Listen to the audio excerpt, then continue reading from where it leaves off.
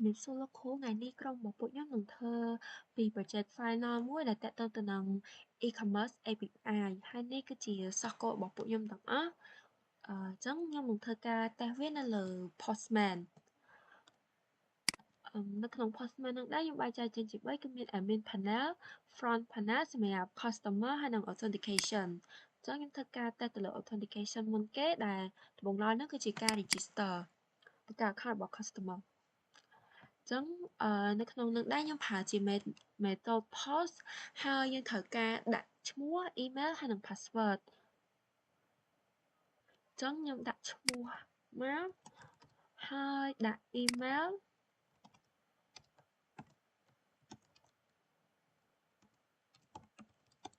ហើយនឹងដាក់ password ចឹងនៅពេលដែលយើងចុច send ទៅបើបង្កើតជោគជ័យវានឹងបោះ message មកប្រាប់យើងហើយថា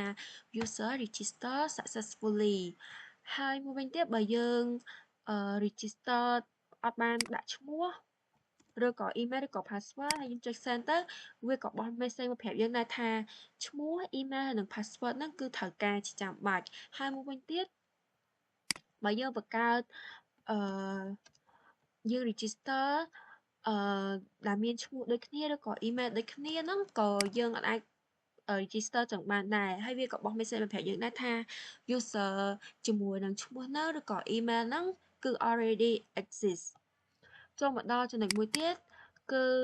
ការ login ក្នុងនេះដែរខ្ញុំក៏ប្រើ method post ដែរហើយយើងត្រូវការឈ្មោះហើយនិង password ដើម្បី login អញ្ចឹងខ្ញុំធ្វើការ login ទៅលើ account ដែលយើងបានបង្កើតមិញចឹងនៅពេលដែលយើង login ចុចជ័យវានឹងបោះ message មកប្រាប់យើងទៀតហើយថា you have successfully logged in ហើយវាក៏បោះ token មកប្រាប់យើងដែរអញ្ចឹងខ្ញុំយក token នេះដើម្បីទៅ verify ថា token ហ្នឹងគឺជា user អីហើយកន្លែងហ្នឹងដែរខ្ញុំប្រើ method get តបមកខ្ញុំផាស token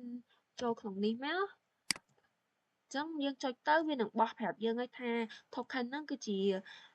មាន ID ប៉ុន្មានមានឈ្មោះអីមាន email អីហើយកន្លែងនេះវិញការ log out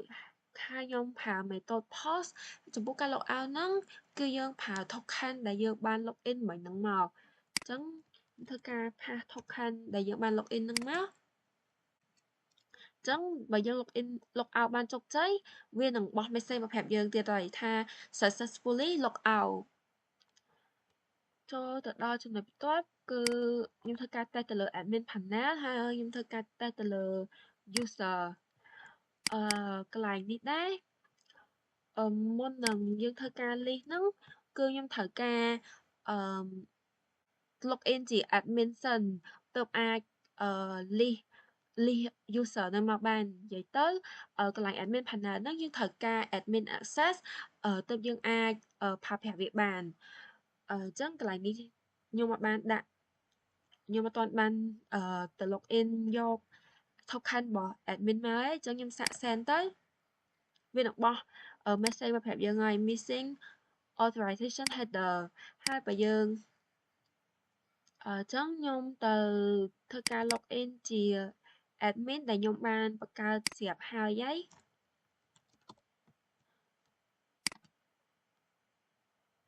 ចឹងពេលដែលខ្ញុំ log in ទៅវាបោះ token ឲ្យខ្ញុំហើយអញ្ចឹងខ្ញុំត្រូវការ token ហ្នឹងដើម្បីយកទៅ list product ហ្នឹង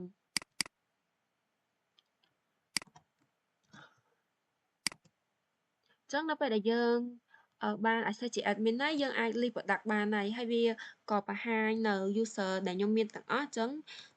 user ទាំងខ្ញុំមានទាំងអស់ហ្នឹងគឺមាន4ចូលមកដល់ចំណុចនេះគឺការ create user ការ create user នេះដែរខ្ញុំប្រើជា method post ហើយយើងត្រូវការ name email ហើយនិង password ដើម្បីបង្កើតវាមកហើយខ្ញុំក៏ត្រូវការបោះ token របស់ admin ហ្នឹងចូលដែរទើបអាចបង្កើត user បានអញ្ចឹងក្នុងនេះខ្ញុំមានឈ្មោះ email password អីស្រាប់ហើយអញ្ចឹងខ្ញុំចុច send ទៅវានឹងប្រាប់បោះ message ប្រាប់យើងថា user created successfully ហើយវាក៏បោះនៅ information របស់ user ហ្នឹងមកដែរហើយមួយវិញទៀតពេលខ្ញុំបង្កើតហ្នឹងអត់បានដាក់ឈ្មោះ email ឬក៏ password អីហ្នឹងគឺ វានឹងបោះ message មកប្រាប់យើងឲ្យថាយើងអត់បានដាក់អីគេអត់បានដាក់ឈ្មោះឬក៏ email ឬក៏ password ចូលមកដល់ចំណុចនេះខ្ញុំធ្វើការ update ទៅលើ user អញ្ចឹងខ្ញុំធ្វើការ update ទៅលើ user ដែលមាន ID លេខ1នឹងហើយខ្ញុំត្រូវការបោះ token របស់ admin នឹងចូលទៀតតមកខ្ញុំធ្វើការ update user ដែលមាន ID លេខ1នេះអញ្ចឹងដំបូងឡើយ ID user លេខ1ហ្នឹងមានឈ្មោះថា John ហើយមាន password មាន email ដូចក្នុងនេះអញ្ចឹងខ្ញុំធ្វើការដូរឈ្មោះឲ្យ John ហ្នឹងទៅជា James វិញហើយដូរ email អញ្ចឹងខ្ញុំធ្វើការ update ទៅលើ name និង email ហ្នឹងហើយខ្ញុំចុច send ទៅវាក៏បាន message ប្រាប់យើងដែរថា user updated successfully អញ្ចឹងខ្ញុំត្រូវធ្វើការ list user ម្ដងទៀតដើម្បីមើលថាកន្លែងuser ដែលមាន ID លេខ1ហ្នឹងគឺបាន update មែនអត់អញ្ចឹងនៅពេលដែលខ្ញុំចុច send ទៅឃើញថា user ដែលមាន ID លេខ1ហ្នឹងបាន update ហើយពីឈ្មោះ John មក Jan ហើយក៏បាន update email ដែរចូលមកដល់ចំណុចបន្ទាប់នេះគឺខ្ញុំធ្វើការ delete user ដែលកន្លែងហ្នឹងក៏ត្រូវការបោះ token admin ចូលដែរហើយខ្ញុំធ្វើការ delete តាមរយៈ ID អញ្ចឹងខ្ញុំចង់ delete user ដែលមាន ID លេខ1មិញហ្នឹងអញ្ចឹងចុច send មកនៅពេលដែល delete បានជោគជ័យវាបោះ message មកប្រាប់យើងទៀតហើយថា user deleted successfully ហើយវាក៏បោះនៅ information របស់ user ហ្នឹងដែលមានឈ្មោះអីមាន ID អីហ្នឹងមកប្រាប់យើងដែរអញ្ចឹងខ្ញុំធ្វើការ list user ម្ដងទៀតដើម្បីចង់ដឹងថា user ID លេខ1ហ្នឹងបាន delete មែនអត់អញ្ចឹងនៅពេលដែល list មកឃើញថា ID user លេខ1ហ្នឹងគឺបាន delete មែនហើយយើងអត់ឃើញមាន ID user ណាដែលមានលេខ1ហ្នឹងឯងចូលមកដល់ចំណុចនេះបន្ទាប់មកខ្ញុំធ្វើការ test ទៅលើ category អញ្ចឹងដំបូងឡើយហ្នឹងខ្ញុំធ្វើការ list ទៅលើ category អញ្ចឹងកន្លែងហ្នឹងដើម្បី list ខ្ញុំក៏ត្រូវការaccess ជា admin អញ្ចឹងខ្ញុំបោះtoken របស់ admin យើងនឹងមកហើយធ្វើការ list category នឹងមកអញ្ចឹងឃើញថា category របស់ខ្ញុំទាំងអស់មាន3ចូលមកដល់ចំណុចបន្ទាប់វិញគឺការ create category ដែលខ្ញុំប្រើ method post អញ្ចឹងចំពោះការ create ហ្នឹងគឺខ្ញុំត្រូវការដាក់ឈ្មោះឲ្យ category ហ្នឹងអញ្ចឹងខ្ញុំដាក់ឈ្មោះថា beverage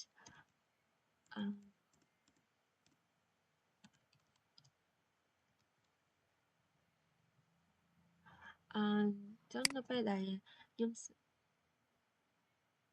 send ទៅវាបោះ message មកប្រាប់យើងថា token has expired អញ្ចឹងខ្ញុំត្រូវធ្វើការ log in ម្ដងទៀតដើម្បីយក token ហ្នឹងមកតេស្ត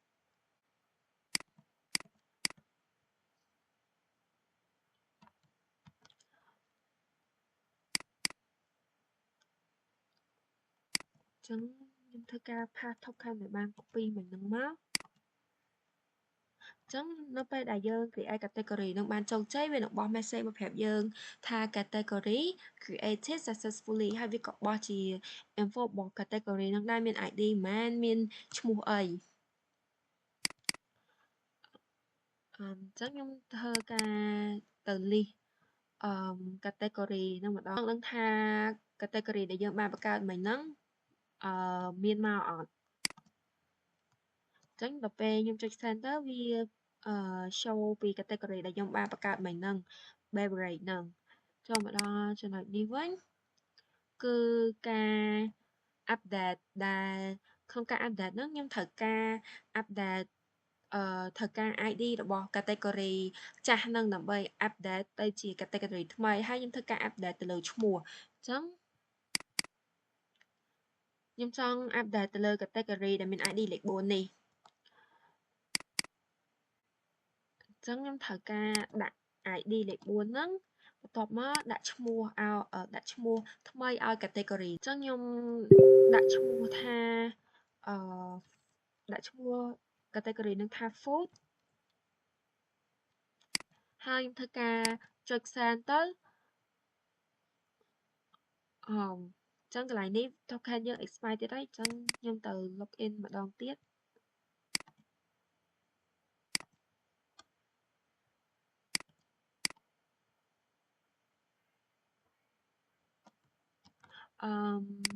ចឹង pass token ដែលបាន login នឹងមិញមកម្ដងទៀតមកចឹងនៅពេលដែលខ្ញុំ update បានជោគជ័យវាក៏បោះ message មកប្រាប់យើងដែរកន្លែងនេះវាបោះជា info របស់ category ថ្មីហ្នឹងចឹងខ្ញុំទៅ list category ហ្នឹងម្ដងទៀត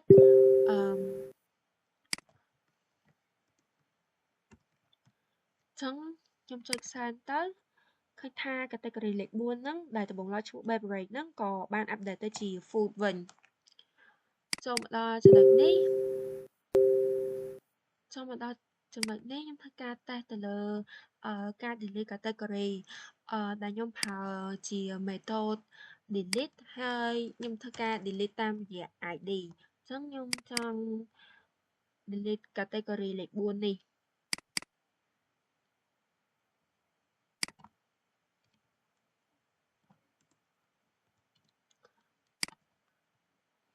ចឹងនៅពេលដែល delete បានជោគជ័យវាក៏បោះ message មកប្រាប់ខ្ញុំទៀតហើយថា category delete successfully ហើយវាក៏បោះជា information របស់ category ហ្នឹងចឹងខ្ញុំទៅ list category ម្ដងទៀតដើម្បីមើលថាតើ category លេខ 4 ហ្នឹងបាន delete មែនអត់ចឹងនៅពេលដែល list មកឃើញថា ID លេខ 4 ហ្នឹងបានបាត់ហើយចឹងវាបាន delete បានជោគជ័យមែនតើហើយ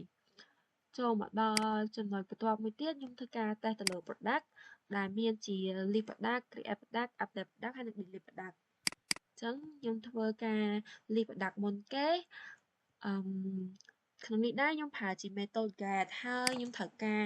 បោះ token ដែលបាន login ហ្នឹងចូលមកហើយធ្វើការ list ចឹងឃើញថា product ខ្ញុំទាំងអស់ហ្នឹងមាន 5ចឹងខ្ញុំធ្វើការទៅ create product មួយទៀតដែលកន្លែងនេះដែរខ្ញុំប្រើប្រាស់នៅ method post ហើយក្នុងការ create ហ្នឹងខ្ញុំត្រូវការឈ្មោះ price stock description image category ហើយនឹង create ad ចឹងខ្ញុំដាក់ឈ្មោះមកដាក់ថា sting ហើយដាក់ price តមកដាក់ចំនួន stock ហើយដាក់description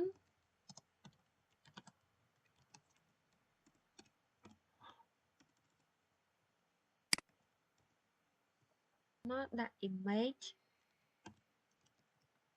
ហើយដាក់ category ID អញ្ចឹងខ្ញុំយក category ដែលមាន ID លេខ 1បន្ទាប់មកធ្វើការបោះ token ដែលយើងបាន login ហ្នឹង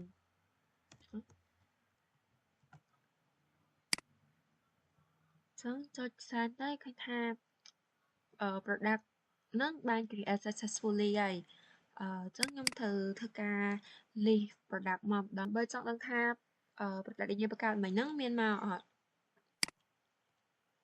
ចឹងឃើញថា product ដែលយើងបង្កើតដែលមានឈ្មោះ Sting អីហ្នឹងគឺវាមានមកមែនហើយចូលដល់ចំណុចបន្ទាប់ការ update ទៅលើ product ដែលក្នុងនោះដែរខ្ញុំធ្វើការ update ចឹងខ្ញុំចង់ធ្វើការ update ទៅលើ product ដែលមាន ID លេខ 1 នេះចឹងដូរឈ្មោះយើងត្រូវការ update ទៅលើឈ្មោះ price បន្ទាប់មកចំនួន stock description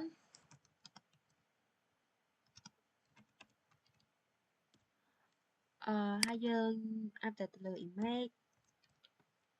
បន្ទាប់មក category ហើយនឹង create ad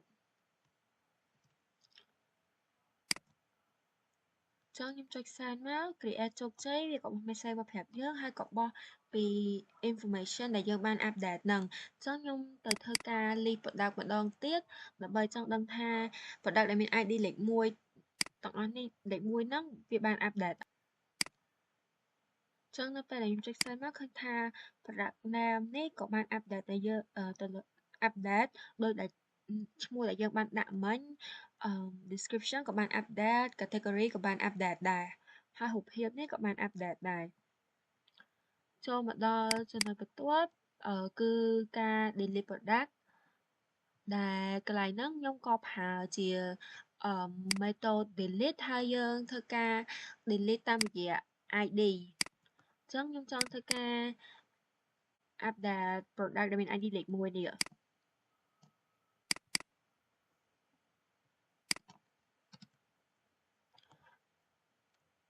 ចឹងខ្ញុំចុច send មកវានឹងបើ delete បានជោគជ័យវានឹងបោះ message មកប្រាប់យើងហើយវាក៏បោះជា information របស់ product ដែលយើងបាន delete ហ្នឹងអញ្ចឹងខ្ញុំធ្វើការទៅ list product ម្ដងទៀតដើម្បីឲ្យច្បាស់ថា product ID លេខ1ហ្នឹងក៏បាន delete អត់អញ្ចឹងនៅពេលដែលខ្ញុំចុច send មកឃើញថា product ដែលមាន ID លេខ1ហ្នឹងគឺបាន delete បាត់ហើយចូលមកដល់ចំណុចបន្ទាប់ខ្ញុំធ្វើការ test ទៅលើការ order ដែលយើងមានជាការ list order ហ្នឹងការ update ទៅលើ order ហ្នឹងការ delete order ហើយនឹងមានជា admin dashboard ដើម្បីមើលថាមាន order អីខ្លះចឹងនៅក្នុងកន្លែង list order ហ្នឹងដែរគឺខ្ញុំប្រើ method get តបមកខ្ញុំ list ចង់ដឹងថាមាន order ប្រមាណខ្លះទាំងអស់ចឹងពេលចុច send មកឃើញថាអត់ទាន់មានការ order អីទេខ្ញុំទៅធ្វើការតេស្តទៅលើ front panel របស់ customer ដើម្បីធ្វើការ order អីមួយដើម្បីយកមកតេស្តកន្លែង order នេះអញ្ចឹងចំពោះការតេស្តទៅលើ front panel នេះដែរគឺយើងត្រូវការ log in គឺទៅជា customer សិនទើបយើងអាចធ្វើការ order អីបានអញ្ចឹងខ្ញុំត្រូវធ្វើការ log in ជា user មួយ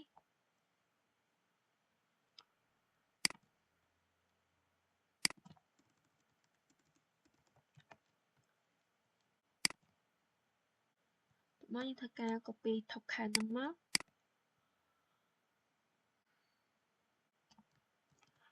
បន្ទាប់មកចូលមកក្នុងកាតនេះ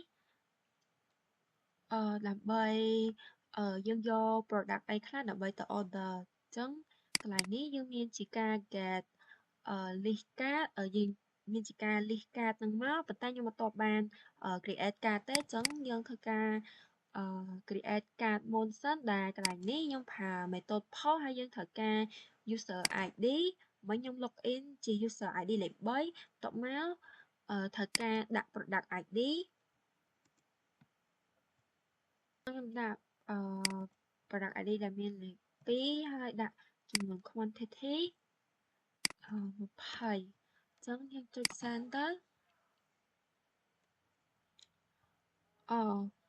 ខ្ញុំមិនទាន់បានបោះ token យើង log in មកនេះចូលអញ្ចឹងឃើញថាវាបានផ្សេងមកប្រាប់យើងថា item added to cart ដែលមាន card ID ហ្នឹងលេខ1បន្ទាប់មកខ្ញុំទៅធ្វើការ list card ហ្នឹងមកបោះ token login នឹងចូលវានឹងបោះជា information ថា card ID លេខ1ហ្នឹងមាន product អីខ្លះ product ហ្នឹងមាន ID លេខប៉ុន្មានមាន price ចំនួនប៉ុន្មានហើយ user ណាដែលជាអ្នក order បន្ទាប់មកខ្ញុំធ្វើការទៅ update ចង់ update card ហ្នឹងដែលក្នុង update ហ្នឹងខ្ញុំប្រើជា method post ហើយយើងត្រូវការ user ID មិញ user ID លេខ3ហើយខ្ញុំចង់ update quantity លេខupdate ទៅលើ product ID លេខ2ហ្នឹងដូរចំនួន quantity ទៅជា10វិញយើងត្រូវការបោះtoken login នឹងចូលបន្ទាប់មកវាបោះ message មកយើងឲ្យ card item updated អញ្ចឹងខ្ញុំទៅ list ម្ដងទៀតចង់ដឹងថា quantity ហ្នឹងបានប្ដូរពី22មក10អត់អញ្ចឹងឃើញថាកន្លែងនេះហ្នឹងគឺបានផ្លាស់ប្ដូរ quantity ហ្នឹងហើយអញ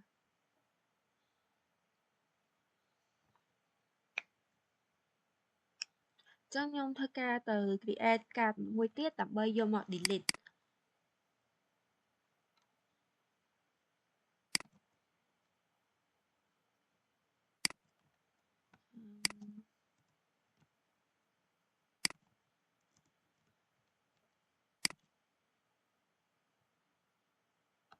ចឹង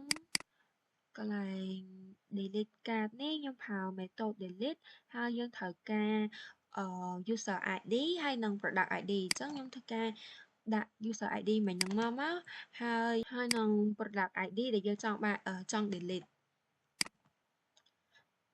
ខ្ញុំបោះ token login នេះចូល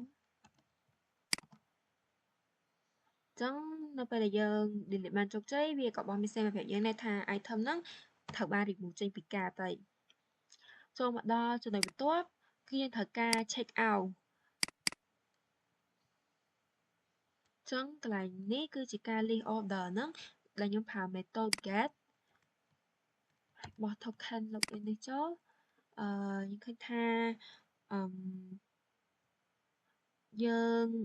មាន order មួយដែលខ្ញុំទៅធ្វើការ create order មួយទៀតដើម្បី check out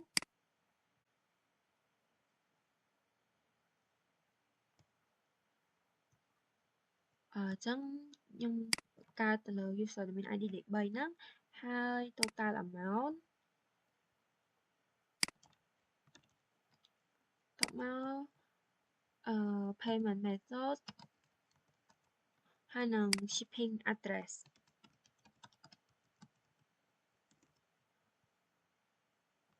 ហើយខ្ញុំត្រូវធ្វើការបោះ token login នេះចូលដែរចឹងនៅពេលដែលយើងចុច send ទៅវាបោះ message មកប្រាប់យើងហើយថា order ត្រូវបានបង្កើតជោគជ័យហើយមួយទៀតគឺធ្វើការ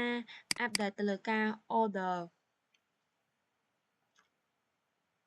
ខ្ញុំធ្វើការ update ទៅលើ order ដែលមានអាចលេខ2ហើយដាក់ status success មកជិះបញ្ជូនកន្លែងនេះត្រូវការ token login របស់ customer ចឹងចុច send មកឃើញថា order 2ហ្នឹងក៏បាន update ទៅ success ចឹងខ្ញុំធ្វើការ list order មើលម្ដងទៀតចឹងកន្លែងនេះមិញ status pending ចឹងខ្ញុំ update ទៅជា success ហើយខ្ញុំចំណុចបន្ទាប់ហ្នឹងគឺការ delete order ចឹងខ្ញុំចង់delete order ដែលមាន ID លេខ1មិញហ្នឹងហើយកន្លែងហ្នឹងដែរគឺខ្ញុំប្រើ method delete ចឹងយើងធ្វើការ delete ទៅលើ order ដែលមាន ID លេខ1ហ្នឹងហើយ pass token របស់ customer ហ្នឹងចូលមកមកយើងឃើញថារបស់ message ប្រាប់យើងថា order ត្រូវបាន delete successfully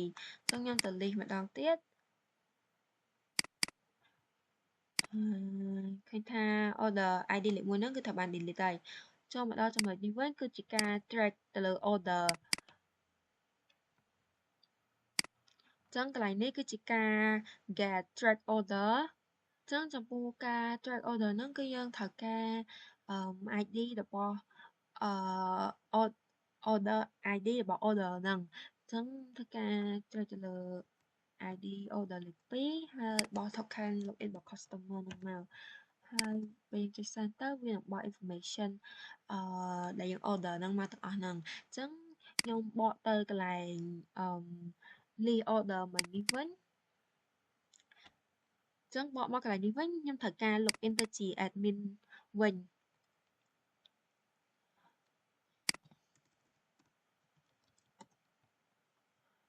ចឹងខ្ញុំចុច send មកបន្ទាប់មក copy token ហ្នឹង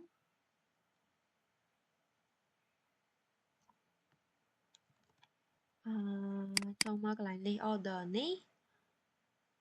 ខ្ញុំធ្វើការបោះ token copy មួយនឹងចូលមកតមក send មកឃើញយើងមាន order មួយហើយកន្លែងនេះវាបោះ information របស់ការ order ហ្នឹងមកថាមាន customer អី customer ឈ្មោះអី ID លេខម៉ាន email អីហើយមានអស់ប្រមាណហើយ payment method ហ្នឹងតាមអី shipping address នៅណាតមកកន្លែងនេះគឺការ update ទៅលើការ order ហ្នឹងចឹងចំពោះការ update ហ្នឹងខ្ញុំចង់ update ទៅលើ status ថាការ order ហ្នឹងគឺ pending ឬក៏ success ហើយអញ្ចឹងកន្លែងនេះខ្ញុំធ្វើការបោះ token admin នឹងចូលមកវិញទៀតហើយខ្ញុំចង់ធ្វើការ update ទៅលើការ order ដែលមាន ID លេខ2តមកខ្ញុំដូរពី success ហ្នឹងមកជា pending វិញអញ្ចឹងខ្ញុំចុច send ទៅឃើញថារបស់ message មកថា order status ហ្នឹងត្រូវបាន update successfully ហើយដែល ID update ទៅលើ order ID លេខ2 status ទៅជា pending វិញចូលមកដល់កន្លែងនេះគឺការ delete order អញ្ចឹងកន្លែងហ្នឹងដែរខ្ញុំប្រើជា method delete ហើយខ្ញុំត្រូវការ delete វាតាមរយៈ ID អញ្ចឹងខ្ញុំ delete order ID លេខ2មិញហ្នឹងហើយខ្ញុំត្រូវការបោះ token របស់ admin ហ្នឹងចូលមកដែរមកចុច send ឃើញថាយើង delete បានជោគជ័យវានឹងបោះmessage មកថា order delete successfully ហើយបោះ ID order ID ដែលយើងបាន delete ហ្នឹង